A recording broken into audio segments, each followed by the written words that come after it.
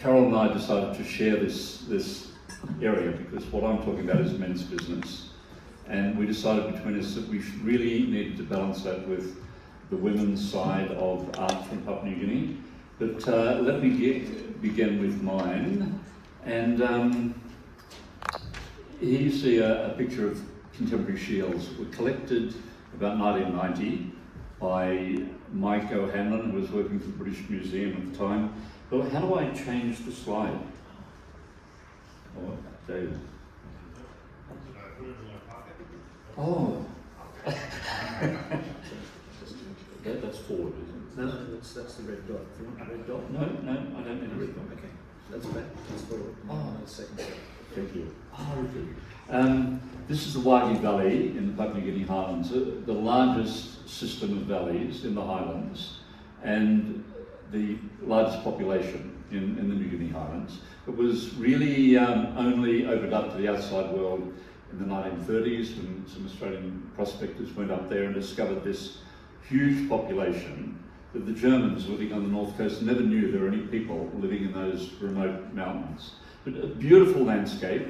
There's the Wagi River, and in places it widens, so there's a much wider valley system.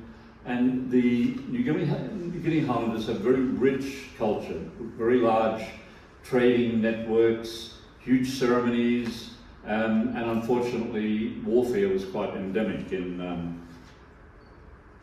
traditional Highland society. Here's a group of shields from the New Guinea Highlands, and it's interesting after Eric's talk showing us so many figurative three-dimensional carvings, that in the Highlands they do actually produce masks and figures. Their masks may be made of gourds, they're figures of the fern tree, and they're very transitory in much of their artwork. And the most permanent object they have that may be handed down from father to son or several generations are the shields. And you can see the designs are very abstract, quite opposed to the coastal areas. And there's not huge collections of New Guinea Highlands material in museums today because of the very late opening up of the areas, where many of the earlier collections we saw again from Eric's talk happened in the 19th century, the early 20th century. But even though these shields appear very geometric, very abstract, there are meanings beneath the abstraction that is very hard often to find out. You know, often you say, well, what does this mean? And people say, it really doesn't mean anything. That's what our fathers did and we're copying it. But one of the German researchers in the 50s and 60s found out that, for example, the yellow shield in the center with the white circle, this represents the sun. And the sun is like a warrior. He's very powerful, he shines brightly, and he will win the war. On the circle equally might be the navel, and the radiating lines could be the arms and legs. So in fact in there is an anthropomorphic object, person. It could be an ancestor, it could be a spirit, we're not too sure.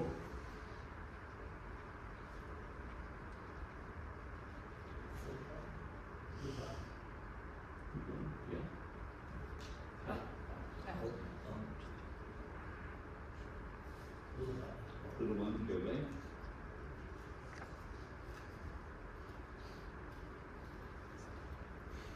So I might need that hand. There we go. I'll just show you this one quickly. This is probably one of the best Highland shield, and I've actually been lucky enough to own this twice in over the last 10 years, and I still own it. And just the coloration, the carving, this again could be the sun, it could be an ancestor figure, and you can see the extra height that is when the shield is actually decorated for warfare. And these would probably be the largest shields ever made or in existence, being that'd be 1.6 meters high, or if they're not the largest, they're certainly among the largest.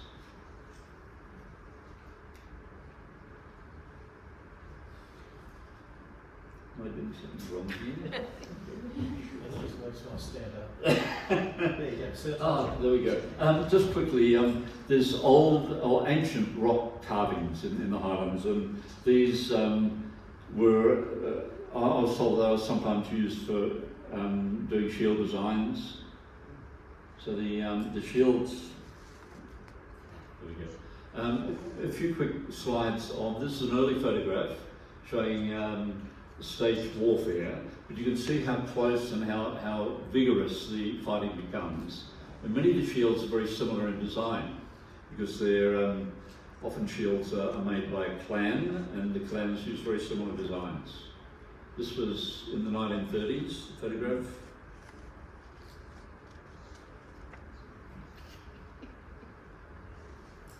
Might be battery or something. Just go with Yep. This one, yeah, okay. Here's a much more modern one, but similar, you know, a group of clansmen with very similar shields together, again staging a fight, but you can see it could be quite a violent affair. The Highlands is very well known for its bright, colourful ceremonies, painted bodies, incredible headdresses, and but the antithesis of this is when men fight, they paint their bodies black, they wear cassowary feathers, and the shield actually becomes the skin, and this is why the shields are often brightly painted. Here's a 1960s photo, Mount Hagen show, but it shows one group has brought along their shields as part of the display. Now we come to the 1980s, 1990s, and at this point, warfare had been very heavily suppressed under the Australian administration, began to emerge again, and with it was the first educated generation of Highlanders. They'd been to school in the 60s and 70s, they learned to read and write, and two things began to appear on shield design. They were the young warriors, and they wanted to express new ideas, what was around them, and also use words. And Mike O'Hanlon calls it the graphicalization of their art. So both designs and words were used. And here, for example, Cambridge Cup was a football competition.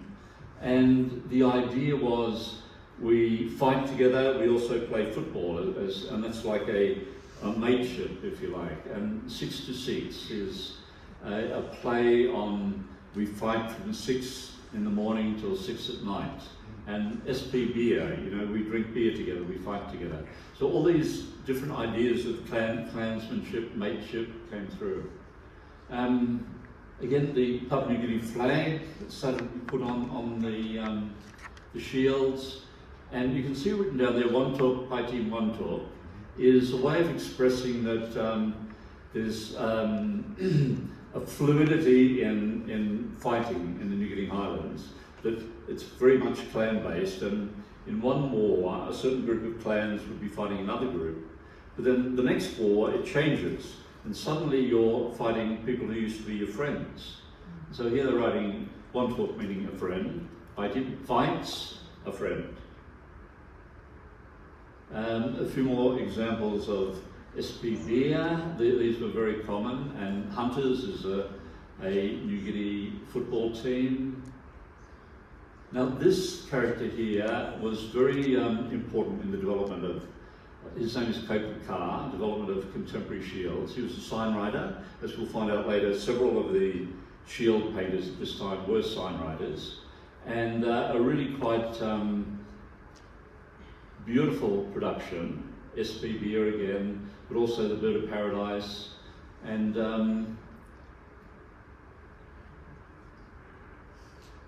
in the Papua New Guinea, the Phantom became a very much liked cartoon. He was published in the newspapers, he was available in the stores, and this young group of warriors who came to start to fight in the 80s and 90s probably read the Phantom comics when they were younger.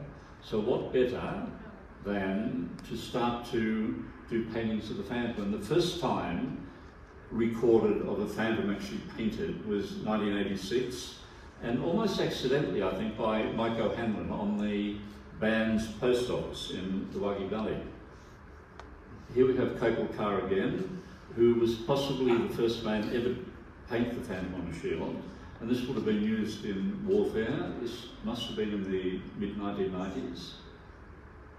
Another artist, the fellow in the red t-shirt, is John Wagi, and quite independently he would paint phantom. He never met Capel Carr, but they both loved phantom comics, and John even put more detail in and wrote little stories on his shield.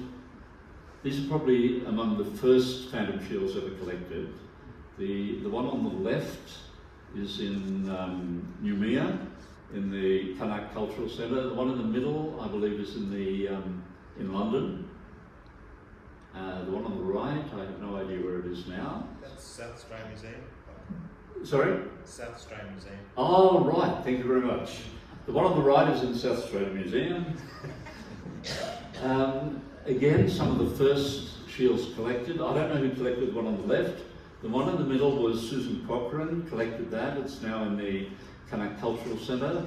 The one on the right I would have collected in the late 1990s, sorry. Another group, you can see that as the years rolled on, they became more ornate. And there was a very good reason for that.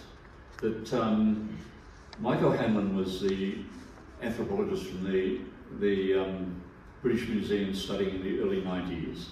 But another Wagi man who was an anthropologist, studied in Cambridge, John Mookie, also was studying warfare in the New Guinea Highlands in the early 90s. And in part of his dissertation, the big men came together to try and stop the use of guns in fighting. They believed, we should keep to traditional weapons. And it helped for a little while, but eventually guns came into use. Here's our friend John Wagi again, a little bit more detail on the shield. You can see Phantom, Masalai, Mountain, Belong all to Muna. That means the spirit mountain that belongs to all the ancestors. And he loved to paint the skull cave in his paintings. The Phantom is a horse, of course. And John Wagi loved to paint the horse, his dog. So eventually guns were started to be used in tribal warfare. And for a short time, people manufactured metal shields out of rolled out 44-gallon drums and painted the phantom or the skulls on it. And people tell me that it did stop the shotgun bullets. I'm not sure if I believe them or not, but sometimes you'd see peppered metal shields with little holes in them. And that they said if you twist the shield, just as the bullet fires, it will ricochet off. But unfortunately, there's more elaborate the shields. There's somebody collecting a shield in the Highlands. I'm not sure who that is. And over on the right is a shield collected by, Ray Hughes, an early Sydney Gullerist. But at this time in the early 2000s, very few people wanted to buy the phantom shields. So I was collecting every one I could find, and I had a stack of them at my warehouse in Sydney. But very few people wanted them. They were after the more traditional shields. Ray Hughes was one of the first people, because he had such an open mind about what art was, started to collect some. There was a man in Toronto, Bill Jameson, who started to collect shields. And step by step, slowly, more and more people realised that this was actually an art tradition that's developing. Sorry about the bad photo, but this is an exhibition in the National Gallery of Victoria. They own 3 phantom shields. That's the one in the National Gallery in London. A collector in Toronto. He loved the shields so much. He has a huge collection of motorbikes and phantom shields. Here's one in the Musée du Confluence in Lyon. So eventually more and more institutions would take on the shields, and they entered private collections. And here's, I think this might be my last slide, just a few more examples of the phantom. And after gun-centered warfare, the problem was that wooden shields were no longer viable. And eventually the painters like Koppelkar, like John Wiley, realised that people outside Papua New Guinea loved the contemporary shields, but especially the phantom. And that's why more and more phantom shields started to be painted and exported, and they became, rather than a shield for fighting, actually artworks were painted. You know, it was an artist painting a shield, painting an artwork that was exported as an artwork now. And really, there's very few done anymore these days. It's something that had a block of time where it had its time. It developed quite an amazing, I think, art system, and it reflected the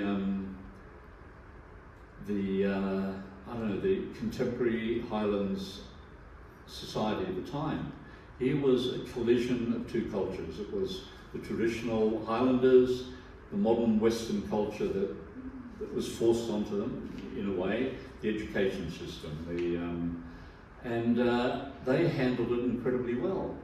There were no outside influences. This was something that the Highlanders themselves developed, and I think it's a wonderful, wonderful example of how a new, two cultures can come together and something better than both can come out of it. I'll invite Caroline to come up.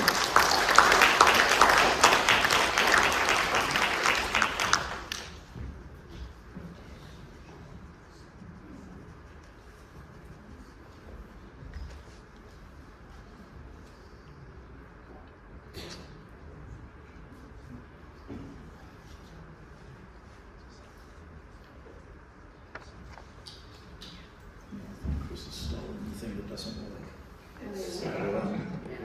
Yeah, that'll be fine. Hi. So my name's Caroline Sherman, and I'm delighted to be here to talk to you about our social enterprise among equals. I'd like to acknowledge the Ngunnawal and Ngambri people as the traditional custodians of the land on which we meet today. We pay our respects to the elders past and present. I'm honoured to be here with Chris Boylan. Thank you to the Oceanic Art Society for inviting me this afternoon. And I also want to pay my thanks to Dr. Michael Mell in absentia. Early on, he was kind enough to share his insights with me, and Dr. Mell invited me to view the museum's extraordinary archives in Sydney, a rich collection of traditional bilum and special objects from Papua New Guinea, which further fueled a deep passion for the culture and craft and the spiritual importance of bilum. So, a little bit about Among Equals and me. Among Equals is a not-for-profit, and I'm proud to say that this year we're celebrating our 10th anniversary. What we've achieved and continue to work with in PNG is really quite unique. Our brand works alongside artisan weavers across 8 provinces, and today I'd like to share with you a little bit about our journey so far and how the business has expanded, how the women have innovated, and how the art of bilum weaving is evolving to grow a sustainable industry for future generations of women.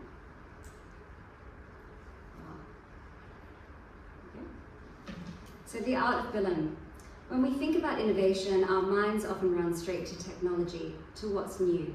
But the innovation behind the weaver's craft is grounded in something far more meaningful, handcrafted and deeply human. Among Equals has created a livelihood intervention for the women weavers of PNG, one that enables them to break cycles of violence, to support their children's education, to put food on the table, afford healthcare, and to build better lives for themselves and their families.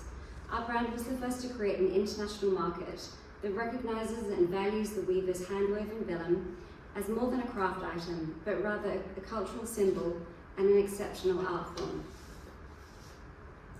We've done this by honouring the tradition of bilum making, by introducing the weaver's work to new audiences around the world, by celebrating the artisans themselves and highlighting their exceptional art through storytelling, educating our audiences on the meanings behind the bilum, of which I've got a few here and I can talk you through at the end, the cultural symbolism behind their beautiful woven patterns, and the identity that's woven into each piece. In a world where so much is mass-produced, these works stand apart, each one an expression of cultural heritage, of artistry and humanity. And in that sense, They belong here in an art gallery, and also, hopefully on the bodies of beautiful women and men globally. And we're excited to see them hanging in some of the most high fashion stores now around the world. I now count more than 52 retailers and galleries globally, including in the shop downstairs. Our aim is to strike a balance between honouring tradition and modernity, the creativity of each woman's work, the joy that comes with their extraordinary palettes, the exquisite details, and then also the respect and understanding around the number of hours that goes into each piece, the design and its meaning.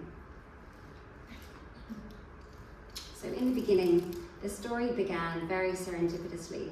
I first discovered bilum in 2014, 10 years ago, when I visited the Shapiro Gallery in Sydney, and the weavers were there that day showing the craft of bilum. There I met Florence Jacquet-Camel and Barbara Pagasa, two formidable women who remain lead weavers and cultural advisors to us today. We sat together and talked about bilum and life in PNG, and I found it incredibly moving. Flo and Barbara were looking to find a market for the bilum weavers, and it was very clear to me that this beautiful craft needed to be celebrated. We were fortunate to receive support from Pacific Trade Invest, and I was able to travel to PNG about a month later, and I quickly learned that these are strong, proud, resilient women determined to provide for their families and their communities. We know that school education for the children is a priority, but it's not always an option. By partnering together to create a platform for their work, it was our aim to reach an audience outside PNG, to tell the weaver story, and at the same time supporting the communities of women and their families to grow their industry, providing the women with a dignified path to independence through trade, not aid. We know that women in Papua New Guinea face violence, endemic violence. More than 1.5 million women experience gender-based violence in the country each year. Tribal violence has increased since the COVID pandemic, and a recent inquiry found there was a lack of funding and support from the government to adequately respond to the number of cases of violence against women and girls. We also know that when we provide each weaver with training, it's transformative. It has the power to uplift not just her family, but an entire community. In 10 years through our work with the weavers, we've seen this truth. When the women are given the opportunity, the effect ripples out to families and villages across generations. By creating an international market, we've built a sustainable, dignified source of income for thousands of women. We now count more than 4,000 weavers. And through this work, women are gaining the economic independence and confidence and a voice. They're sending their children to school and feeding their families, and they're taking their rightful place as artisans, business managers, and leaders in their communities.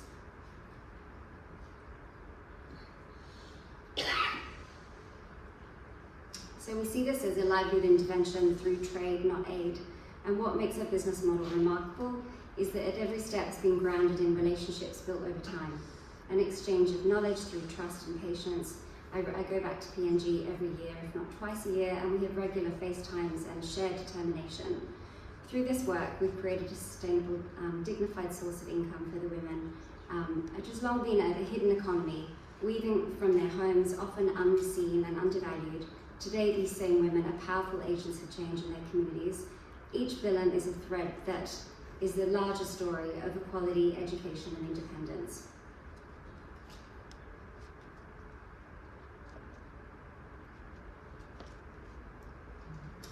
We like to talk about allyship. This is an image of Florence, who I mentioned earlier. The friendship and allyship we've built over 10 years forms the heart of everything we stand for. I'm fortunate to have the support of Flo, who is known in Papua New Guinea as the Bilum Mary. She's an unstoppable force and has become like a family member to me. Flo's helped us navigate everything from language barriers to understanding the weavers' wants and needs. She's guided us and played a pivotal role in liaising with communities in the Highlands, and we know that she's fiercely protective of the weavers and at any time taking in women who are facing family violence. These are two such cases. There are two such cases at the moment. So we built a blue house. One of the things that the weavers asked me for in about 4 years ago was a safe house for the women to receive refuge up in the Highlands, and so we donated some money and they've built a house. It accommodates young women who either receive training, there's running water, there's a toilet facility, there's solar panels and also electricity.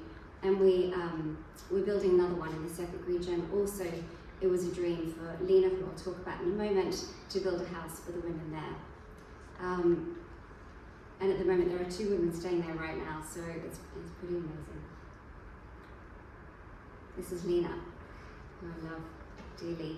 Our journey has taken us deep into some of the most remote places. This was captured in a recent ABC documentary, One Country, The Next 50 Years, which celebrates the 50th anniversary. And also it talks about the bilum industry. I do note though that even the most intrepid journalists didn't make it up the Sepik River. The arduous journey that Lena here takes nearly daily in her dugout canoe with outboard motor. She's a cultural advisor and she goes up there all the time, and there's approximately 400 to 500 bilum makers up the river. So she goes up there, takes images and sends them straight to us, and we purchase and pay the weavers directly, and then she comes and brings them back to Sydney. Her son, Edward, through the sale of the bilum, she sent Edward through school and then university. He studied engineering, but he has an enormous respect for his mother's work, and it's made it his mission to return to Wewak with his wife Tanilla, and he supports her, and now he's continuing his mother's legacy, connecting the Sepik River weavers with Among Equals. Gosh, sorry. It's quite... Just try that on keyboard. That one?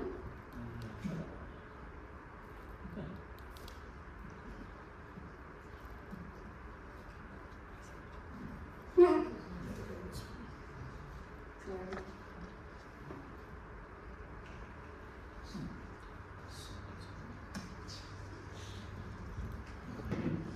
This is Barbara Pagasa.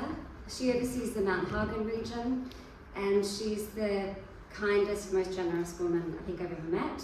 She's an incredible light in our group, and she's opened her home to 10 daughters, 10 young women who faced hardship and uncertainty, and offering them a safe harbour, access to healthcare, and most importantly, a pathway to independence.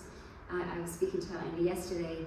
Barbara and her husband pioneered a program in Hagen, educating women around prevention and protection from HIV, whilst teaching them to support themselves through bilum making. She's incredibly positive and an invaluable leader. I have the same problem again. This is the Blue House. So in 2017, we built the Blue House, which is overseen by Flo. It's a safe space that I talked about earlier, and plans are underway, as I said, to build the next house in the Sepik region.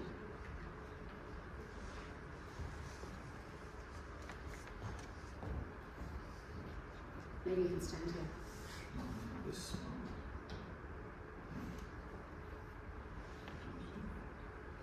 What did you do last time?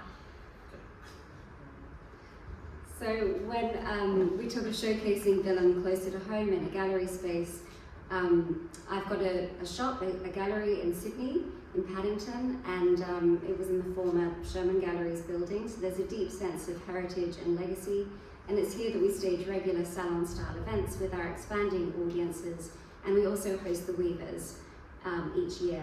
It's a warm and textural studio, a beautiful showcase for the collections, and the perfect space to expand the storytelling.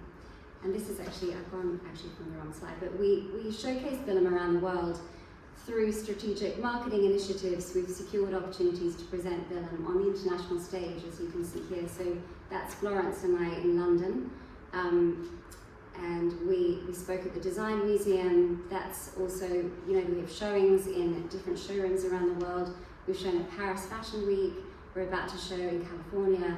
But these endeavours take investment, time and energy, and we place enormous emphasis on presenting the collections in special spaces in order to create memorable experiences and opportunities for the weavers of Papua New Guinea. This is our space in Sydney. So if you're ever in Sydney, I'm sure you are, please come and visit us in Paddington.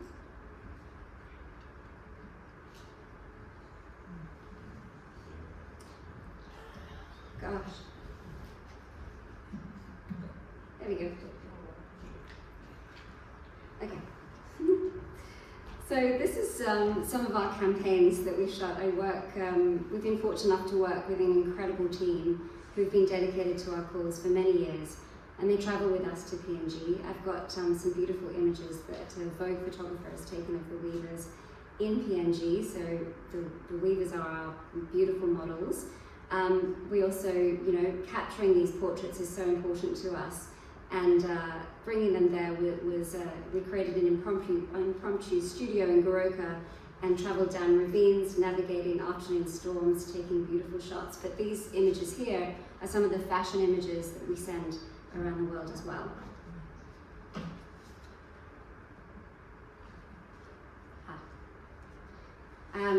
So in the middle is Edward and Tanilla and his family that I just spoke about. We've started learning about small collectives or micro businesses forming within our business. This means that certain weavers, such as Wago and Goroka, and then Edward and Tanilla and WeWork, have created their own weaving circles and taken up projects with outcomes that directly assist their community.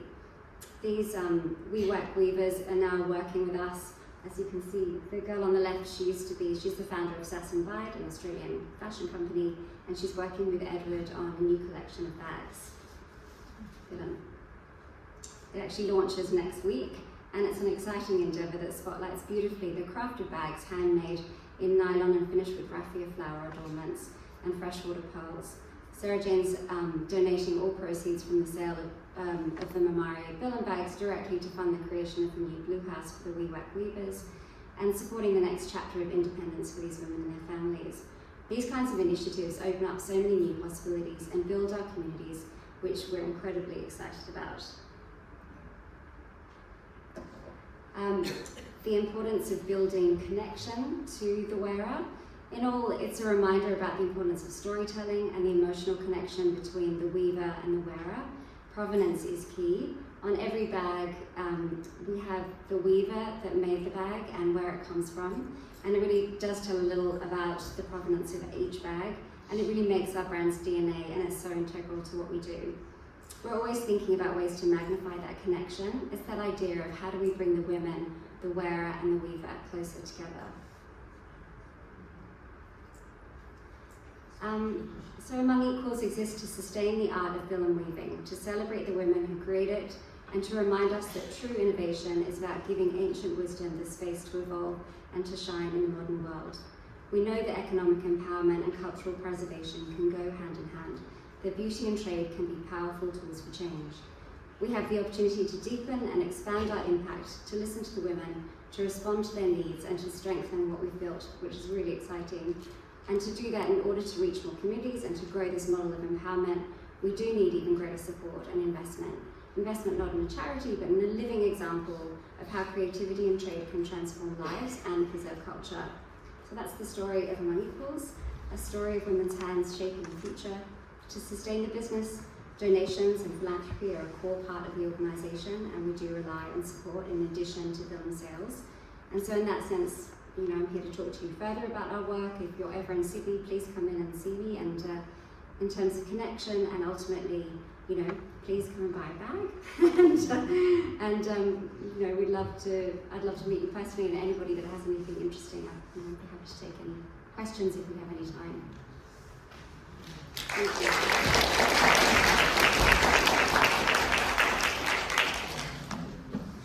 Thanks